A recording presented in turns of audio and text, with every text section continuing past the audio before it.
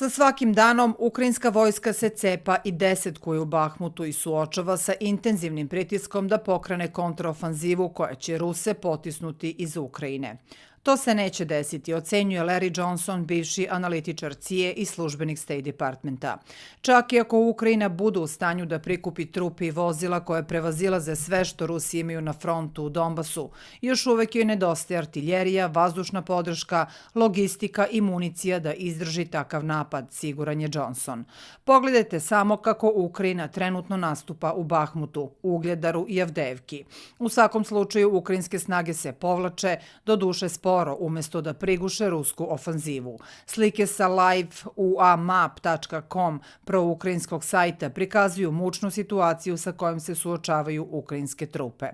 Ukrajina, koja bi u teoriji trebalo da ima prednost boreći se sa odbrambenih pozicija, nije uspela da zaustavi sporo, ali stabilno napredovanje ruskih trupa duž cele linije dodira.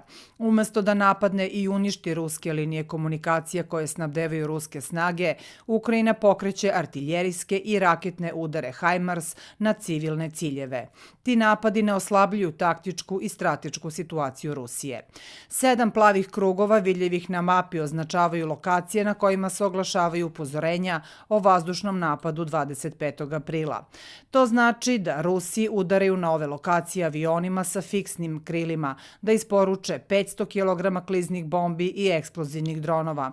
Učinak je poražavajući za Ukrajince. Ovi udari takođe potvrđuju procenu sadržanu u jednom od procurilih američkih obaveštajnih podataka da je ukrajinski sistem protivvazdušne odbrane uništen i da Ukrajini nedostaje slojevit PVO da se odbrane od ruskih napada, smatra Johnson. Ruski vojni izvori tvrde Ukrajina trpi u proseku 500 smrtnih slučajeva vojnika dnevno. Drugim rečima, u posljednjih 60 dana Ukrajinci su imali najmanje 30.000 poginulih na frontu od 950 km. Ukrajina nema neograničene količine boraca, kaže Johnson. Nikakva priča u Vašingtonu ili prestonicama drugih zemalja NATO-a ne menja strašnu taktičku situaciju sa kojom se suočava Ukrajina. Ako pogledate promene na live mapu, tokom poslednjih 6 meseci Rusija, a ne Ukrajina, nemilosrdno napada svuda duž linije dodira.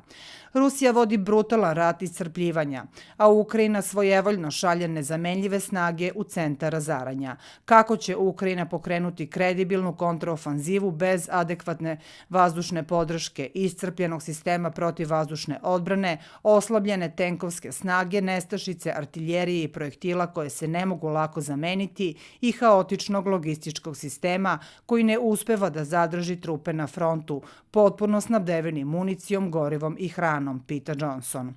Izgledi Ukrajine su još mračni spoznajom da je Rusija tokom posljednjih 6 meseci izgradila slojevite odbrambene sisteme duž verovatnih puteva napada, pojačala upotrebu vazdušnih napada na ukrajinske mobilizacione položaje i držala ogromne obučene rezerve van linije fronta. Rusija se ne ponaša kao preterano samouvereni nosilac broj 1 na košarkaškom turniru. Ruski generalštab shvata da je u egzistencijalnoj borbi sa NATO-om i da se ne upušta u preuranjenu proslavu pobede. Rusija je spremna za duge staze. Međutim, Ukrajina nije, ocenjuje Johnson. Lideri u Kijevu se ponašaju kao izopačeni narkomani, potpuno zavisni od spremnosti Zapada da nastavi da šalje novac i oružje. Međutim, postoji problem. Sjedinjene države i NATO su iscrpli svoje zalihe oružja i municije i nemaju industrijsku bazu za brzu proizvodnju zamene. Ukrajinsko poverenje u pobedu nije zamena za potpuno snabdevanje i obučenu vojsku. Nedostatak zaliha i sirovih regruta sa minimalnom osnovnom obukom je recept za katastrofu, zaključuje bivši analitičar CIA.